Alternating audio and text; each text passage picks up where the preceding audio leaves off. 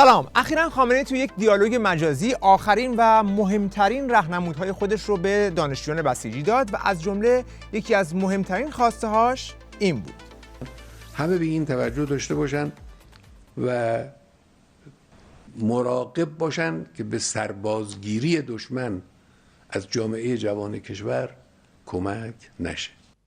آقا پس یه مشکلی هست که دشمن داره از جوونا سربازگیری میکنه. حالا ببینیم که منظورش از دشمن توی این صحبت کیه؟ در اوایل انقلاب جوانهایی رو داشتیم که اینها مردمان مسلمونی بودند و برای اسلام وارد میدان شده بودند، اما چون مبانی معرفتیشون ضعیف بود، پایه‌های معرفتیشون محکم نبود، اینا جذب گروه‌های التقاطی شدن. چرا با پارازیت صحبت میکنی؟ بگو دقیقاً با کیا مشکل داری؟ هرچی میتونید جبهه انقلاب رو گسترش بدید، جذب کنید. البته منظورم جذب منافق نیست. پس ظاهرا مشکل اصلیش با مجاهدینه و اینکه جوونا به سمت مجاهدین جذب نشن. اینکه چه تعداد از جوونا جذب مجاهدین شدن رو ما نمیدونیم، ولی از اونجایی که خامنه‌ای خیلی بیشتر از من و شما داره جامعه رو رصد میکنه، قطعاً تعدادشون اونقدر هست که خامنه‌ای مجبور شده اینقدر علنی آژیر بکشه. خامنه‌ای برای جلوگیری از رفتن جوونا به سمت مجاهدین راهکارهای مختلفی رو پیش گرفته که یکی از اونها بدنام کردن مجاهدین با مارکی به اسم نداشتن عاطفه خانوادگی است. خب در این پهنه برخی عناصر هستند که به خامنه‌ای خدمات میدن، ولی خب چیزی که به مجاهدین برمیگرده که اونا خیلی وقت حریم حرمت خانواده رو شکستن و مادر رو در قبال پسر و پسر رو در مقابل مادر و پدر رو در مقابل پسر و اینا رو از خیلی وقت پیش شروع کرده بودن و این اصلا تو فرهنگ ما و فرهنگ هیچ کشوری قابل قبول نیست. این که الان ملاحظه کردید اسمش امیر یغمایی است که اخیراً علمشنگه‌ای به پا کرده بود با عنوان آی ماما نمو میخوام که از طرف سایت‌های اطلاعات هم مورد استقبال قرار گرفت و انواع مزدوران پیشانیسی‌های اطلاعات هم از این موضوع ذوق‌مرگ شدند. حالا بذارید این موضوع رو یکم کالبد شکافی کنیم ببینیم که قضیهش چیه. حتما شما میدونید که هر سال همین ایام که هوا رو به گرم شدنه و مجاهدین هم برنامه کهکشان و گرد همایی در پیش داشتند، توی همین فصل مار و مورها میزنن بیرون. یعنی هر چی رو که رژیم خیس کرده و نم کرده داره از اعضای سابق مجاهدین و عضو سابق شورای ملی مقاومت به فرموده سر و کله‌شون پیدا میشه. این یارو هم اول با یک کلیپ انگلیسی در روز 11 اردیبهشت میفرستن توی صحنه که ببینید. Just say what I have as a request and hopefully I will get some answers because until now I have struggled to contact my mother who is trapped in an organization called the People's Mujahideen. خب از همین ابتدا پیداست که اگر موضوع فقط یک درخواست بود خب میتونست تو 1 دقیقه کلیپ رو تموم کنه، ولی ظاهراً اهداف دیگه ای داره اینجا دنبال میشه. خب حالا ببینیم که تو این کلیپ دیگه چیا گفته. Called the People's Mujahideen. I would rather call them a cult because they have all the characteristics of a cult. Amongst others, the leader have forced a separation or forced divorce upon the members. And I just want to say that, I mean, as I'm going to explain here, you're going to understand that this is a very isolated and very cultish organization who has been more and more isolated through the years that has passed. اینا هم جزو درخواست ملاقات با مادره یا اتهام پراکنی باب طبع ولایت و وزارت؟ بالاخره این کلیپ رو پر کردی که بگی میخوام مادرم رو ببینم یا میخواستی بگی سازمان مجاهدین یه فرقه است؟ بعد سازمان مجاهدین داره منزوی تر میشه؟ کی منزوی شد؟ اون موقع که تو داشتی میرفتی اشرف سازمان منزوی نبود؟ یا اون موقع منزوی بود؟ یا اگر بود پس چرا رفتی تو سازمان؟ اگر میگی اون موقع عقلت به این چیزا نمیرسید، عقل بابات هم که به امضا کرد تو رو فرستادم نمیرسید؟ یا اینکه اونم اون موقع بچه بود؟ یا نه سازمان اون موقع خیلی خوب بود، همین که تو اومدی بیرون دیگه شروع کرد به منزوی شدن؟ این دیگه یک مدار جدیدی از مزخرف بافتن. خلاصه بقیه کلیپ پر از این حرفا اندر باب فرقه بودن مجاهدین. اما یه چیز دیگه که این کلیپ رو شک برانگیز میکنه زمان انتشارشه. درست 10 روز بعد از اینکه انجمن نجات ولایت یک تومار اینترنتی میذاره و مثلا از دولت آلبانی میخواد که به اعضای انجمن نجات ویزا بده و تو رسانه‌های رژیم هم خبرش رو بازتاب میدن، این بابا هم همینطوری یهویی یه صبح جلوی پنجره نشسته بود، با هیچ کم قبلش صحبت نکرده بود ها، ولی حسش گرفت که یه کلیپ پر کنه بذاره توی یوتیوبش. بلافاصله مهرهای پیشانی سیاه اطلاعات هم همین کلیپ رو شروع کردن به حلوا کردن. یه وقت فکر نکنید که اینا به هم ارتباطی دارن ها، همزمانیش کاملا اتفاقی بوده، اصلا روحش هم خبر نداشته. زمین رو به آسمون دوختن و ما رو به طرح‌های بزرگ جمهوری اسلامی برای کشتار در خارج از کشور و در پی امضای 8000 نفر در ایران که ما اصلا اطلاعی از اون نداشتم و دیگه در پی اخراج سفیر ایران از آلبانی و 1000 تا چیز دیگر رو به هم مرتبط کردن به خاطر یه درخواست ساده من که بخوام با مادرم صحبت کنم و تماس بگیرم. ببین ما اصلا نخ و سوزن رو میذاریم کنار، هیچ چی رو به هم نمیدوزیم. تو بگو چرا از توی این زمان بندی کلیپ پر کردنت گرفت؟ بعد این درخواست ساده بود؟ اول به بهانه دلتنگی برای مادر سازمان مجاهدین رو توی کلیپ به زبان انگلیسی برای مصرف خارجی فحش‌بارون کردی. چند روز بعدش هم به فارسی یه بحر طویل از اتهامات علیه مجاهدین بافتی. همش هم تصادفی بودا. بعد مطمئنی که هیچ چیزی از اون 8000 امضا نمیدونستی؟ مثلا چیزی از عمو جان نشنیده بودی؟ من بعد از اینکه از پیش آمریکایی از عراق برگشتم سوئد و تماس گرفتم با عموم، اونجا متوجه شدم که عموم اومده بود پای در اشرف با من ملاقات کنه. چرا نداشتین؟ آها، پس تو سوئد هم با عمو جان تماس داشتی. حالا این عمو جان کیه که اومده بود اشرف؟ ابوالقاسم یغمایی، مسئول انجمن نجات در یزد. بابا پسر با انجمن نجات هم فامیل در اومدی که مسئولم هست، از اون دونه درشتاست.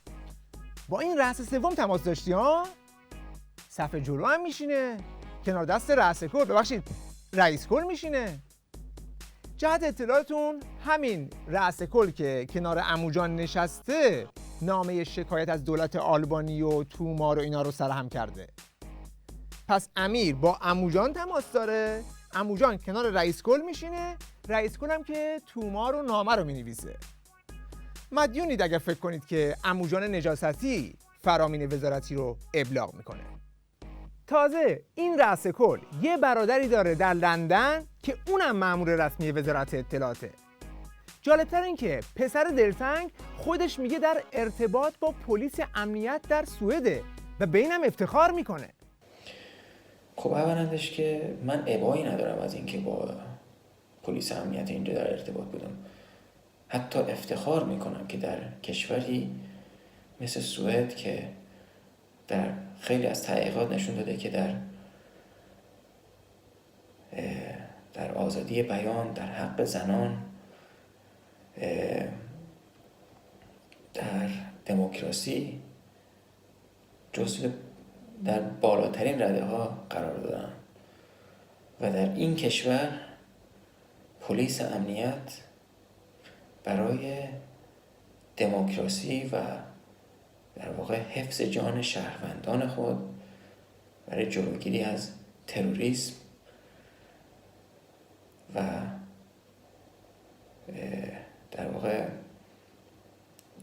واحدهایی داره که ضد جاسوسی هستن. واحد ضد جاسوسی ایران داره که هم سازمان مجاهدین و هم دولت ایران رو زیر نظر دارن و تلاش میکنن که جاسوسای اونها رو که بر روی شهروندان سوئدی در واقع اونها رو تعقیب میکنن شناسایی کنن و محاکمه بکنن. چی گفت؟ میگه چون در سوئد آزادی بیان و حق زنان هست، پس من افتخار میکنم که در واحد امنیتی ضد جاسوسی میکنم علیه سازمان مجاهدین.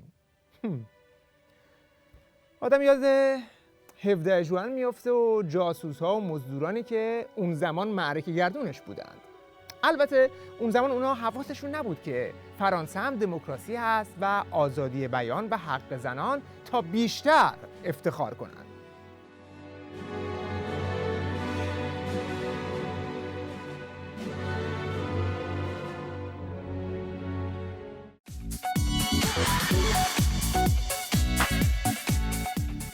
ولی برای اینکه خیلی هم دور نشیم، سوال: بالاخره چه اتفاق جدیدی افتاد که توی این تاریخ کلیپ پر کردنت گرفت؟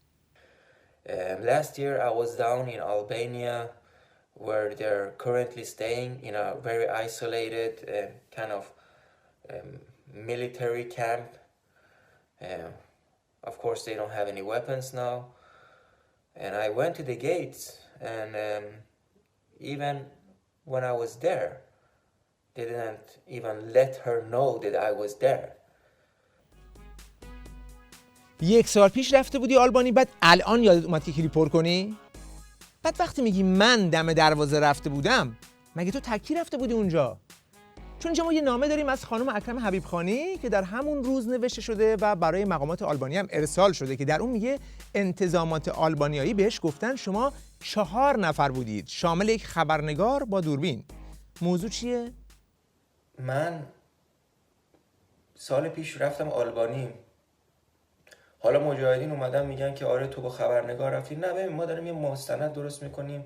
آره با خبرنگار رفتم. درست. صبر کن ببینم، مستند درست میکنم؟ مگه قرار نبود بری اونجا مادرت رو ببینی؟ مستند دیگه چیه این وسط؟ کدوم مستند؟ سناریوشو کی نوشته بود؟ کارگردانش کی بود؟ این خبرنگار کی بود این وسط؟ بعد تو چطوری با اون خبرنگار آشنا شدی؟ یک آقای به اسم ایوان بلانکو براو، ایشون فیلمبردار بوده، خبرنگار بوده و داشتن یک مستند بدون اینکه به پرپای مجاهدین میخوان بپیچن از زندگی یه جوان میساختن که امیر باشه و این خبرنگار رفته بود اونجا که مثلا مادرش هم یه صحبتی باش بکنه، مثلا بتونه این فیلم کامل بشه.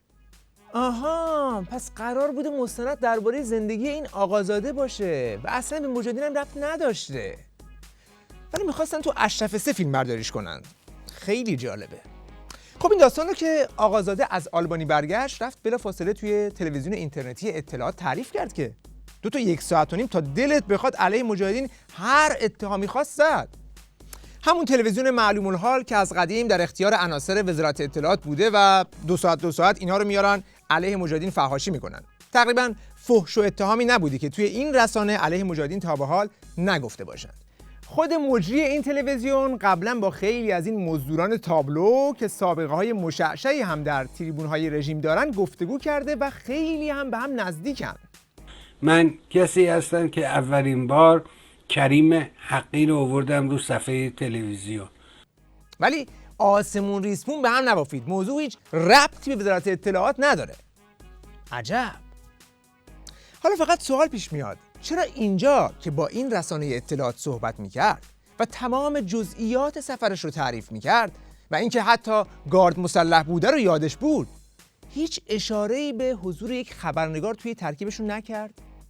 و 12 ژانویه من با یکی از بچهای دیگه به اسم پروین که اونم از بچهای ما هستش و تو سوئد زندگی میکنه و مادرش اونجا هستن، تو آلبانی هست، با هم بلند شدیم رفتیم و در آوردیم. خلاصه این قرارگاه جدیدشون به اسم اشرف 3 کجاست و یه نفر رابط آلبانیایی گرفتیم و با ماشین رفتیم اونجا.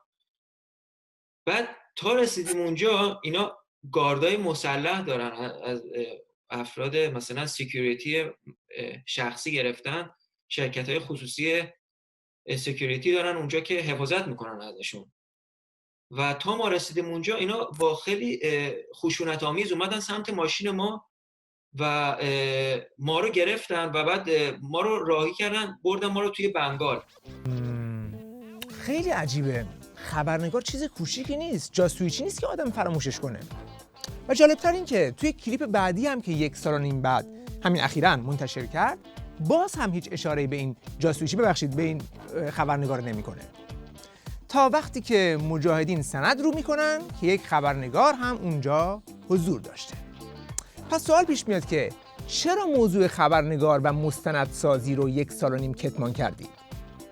یا خودت میدونی که یک موشی توی اون کارش بوده، یا اینکه فکر نمی‌کردی مجاهدین سندشو داشته باشن ها؟ من اومدم دم در اشرف 3 وسط بیابانا و اومدیم از طریق در واقع نگهبان‌های مسلح آلبانی اومدن اونجا و به ما گفتن که مادرت نمیخواد، یعنی تو نمیتونی با مادرت ملاقات کنی، متاسفه. آقا مگه نمیگفت این کارشناس محیط زیسته؟ امیر یغمایی، کارشناس محیط زیست. کارشناس محیط زیست این بود؟ به اینا میگه بیابون جلوی اشرف، این تپه های سرسبز رو میگه بیابون. مدرک تو از کجا گرفتی؟ آدم یاد دکترای کردان میفته.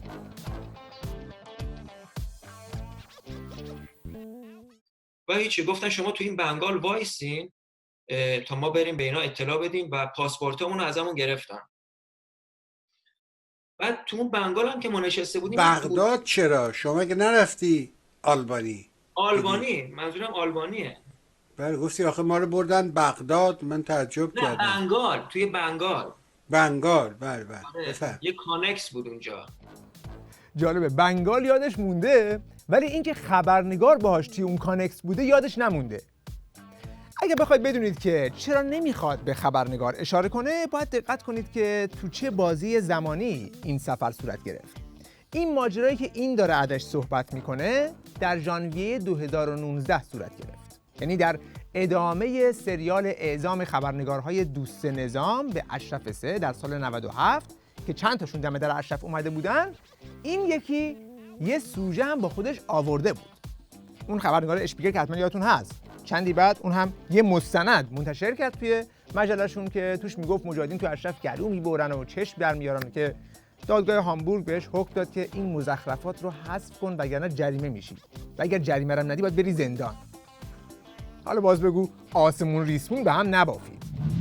ضمن اینکه مجاهدین تجربه اینجور سفرهای دوربینی رو دارن. توی اشرف 1 هم مصطفی محمدی با دوربین میومد دیدار، آخرش همه فیلم ها رو رفت تحویل وزارت اطلاعات داد که باهاش مستند درست کنن علیه سازمان.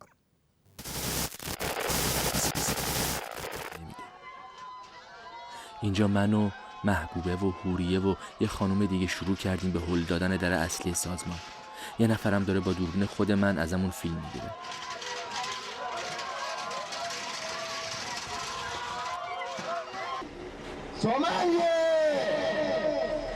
چند وقتی بود که داشتم این کارو میکردم. با یه بلندگو اسم دخترم رو صدا میزدم.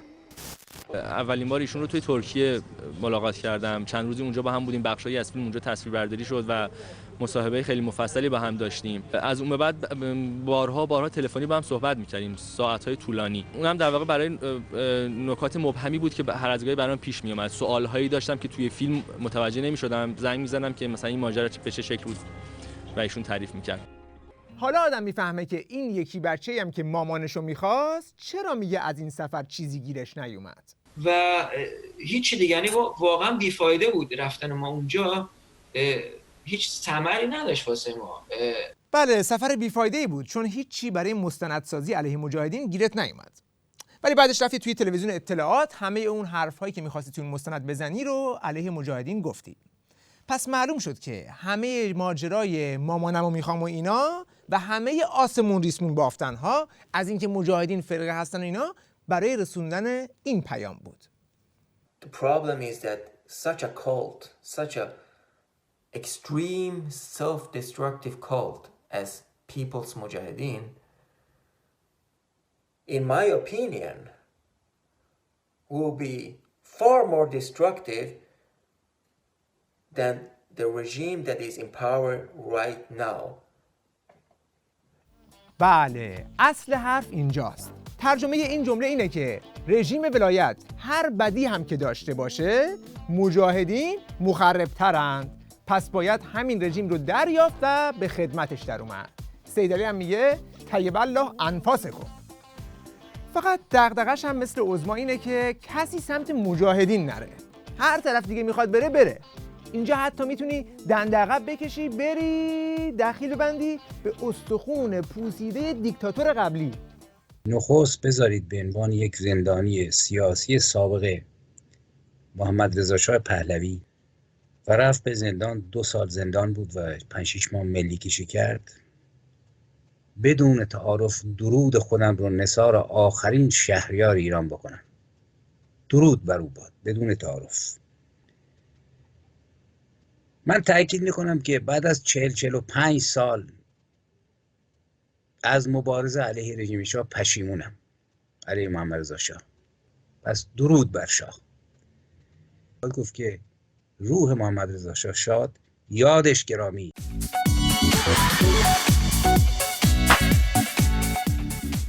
پس تا اینجا میبینیم که اقدام این پسره از هر جهت که نگاه میکنی یه چیز مشکوکی توش هست. هم زمانبندی سفرش، هم زمانبندی کلیپش، هم سناریوش برای ملاقات مادر و شباهتش به کیس جاسوس نیروی قدس همون علیرضا نقاشزاده.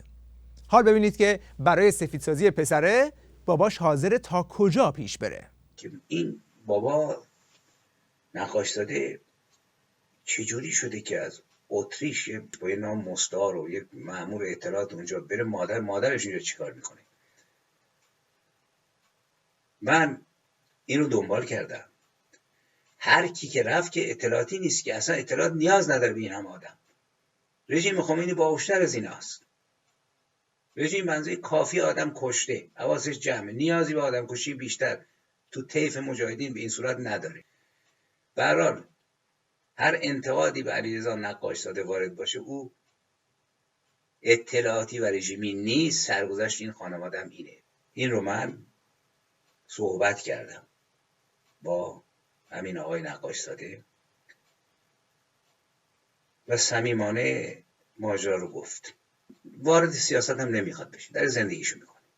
اینجا دیگه شاعر منتقد و محقق قافیه‌اش خیلی تنگ اومده و بعد جوری بند رو آب داده که تا کجا این دو رأس به نام نقاشزاده و عبدالخالق ملکزاده همخوان هستند و از یک آخر دارن میخورند. آخه بابا این سلول تروریستی و نقاشزاده رو که مجاهدین افشا نکردن، این رو پلیس آلبانی گفته. بعد از 1.5 سال تحقیق، وقتی همه ارتباطاتش با مأمور نیروی قدس توی ایران رو درآوردن، طرح حملهشون به گردهمایی نوروزی مجاهدین رو خنثی کردن و به خاطر این داستان سفیر رژیم رو اخراج کردن، بعد اومدن یک کنفرانس مطبوعاتی گذاشتن، همه جزئیات ارتباط این یارو با نیروی قدس رو افشا کردن. دیگه مگه اینکه بگی پلیس آلبانی هم شستشوی مغزی دادن چون داره از رو کاغذ میخونه. حالا پلیس آلبانی اون روز چی گفت؟ روز اول آبان سال 98 مدیر کل پلیس آلبانی میاد شبکه تروریستی رژیم رو افشا میکنه و میگه ما سفیر و دیپلمات‌های رژیم رو به این خاطر از کشورمون اخراج کردیم. اسناد و مدارک بعضی افراد دستگیر شده رو هم با عکس‌هاشون میاره نشون میده. رئیس پلیس میگه این شبکه تروریستی از تهران اداره میشد و قرار بود علاوه بر سایر کارهاش در مارس 2018 یک حمله تروریستی در جشن نوروزی مجاهدین انجام بده که توی اون جشن خانم مریم رجوی و شهردار جولیانی هم حضور داشتند. رئیس پلیس داره میگه فردی به نام علیرضا نقاشزاده، یعنی همون که با این یارو گفتگوی صمیمی داشته، پلیس گفته نقاشزاده خودش رو عضو سابق مجاهدین معرفی میکرد و مادر اون هم توی آلبانی بوده. بعد اون با عبدالخالق ملکزاده با نام مستعار فرهاد که یک مأمور عملیاتی بوده، ضمن 2 سال به طور مداوم، تازه اونا با عبدالسلام ترگوت که یک قاتل مزدبگیر در جنایات سازمان یافته توی ترکیه است، اینا همه با هم در تماس بودند تا عملیات تروریستی رو تحت امر نیروی قدس به اجرا در بیارن. تازه 2 مأمور دیگه رژیم هم برای اجرای عملیات تروریستی از ترکیه تحت پوش خبرنگار به آلبانی میان. از قضا چون این طرح شکست میخوره، نیروی قدس و وزارت اطلاعات بعدش میرن از طریق دیپلمات خودشون توی اتریش بمب رو میدن برای کار گذاشتن توی گردهمایی ویلپند به دو رئیس دیگه به اسم امیر سعدونی و نسیم نعامی که اینها رو هم وزارت 12 سال توی بلژیک در پوش هواداری از مجاهدین برای چنین روزی خوابونده بود که البته اون طرح هم لو رفت و شکست خورد.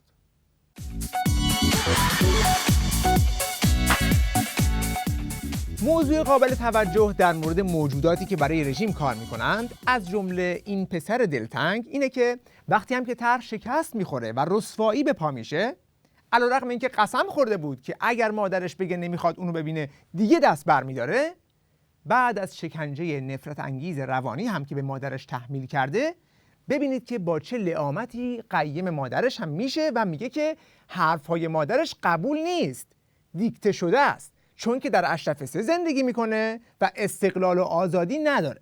اون به عنوان فردی که بر صورت تو اونجا تو اشرف 3 هستش، این استقلال و آزادی رو نداره که بخواد خودش مثلا تصمیم بگیره. راست میگه. استقلال آزادی اگر با جمهوری اسلامی مخصوصا با قسمت اطلاعاتیش تکمیل نشه که استقلال آزادی نیست. در اشرف 3 که استقلال آزادی نیست. استقلال آزادی فقط تو جمهوری اسلامیه. شمارش هم 113 است که این کانونهای شورشی حتی به تابلوهاش هم رحم نمی‌کنن.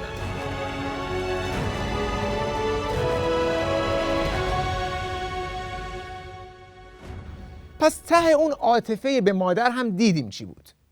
آخه کدوم فرزندی که مادرش رو دوست داشته باشه حاضر چنین کاری با مادرش بکنه؟ بی خود نبود که ایرانیان در تظاهرات خودشون در بلژیک و آمریکا و آلمان و سوئد و انگلستان در تابستان گذشته خواهان محاکمه و مجازات و اخراج مزدوران اطلاعات و نیروی تروریستی قدس شدند.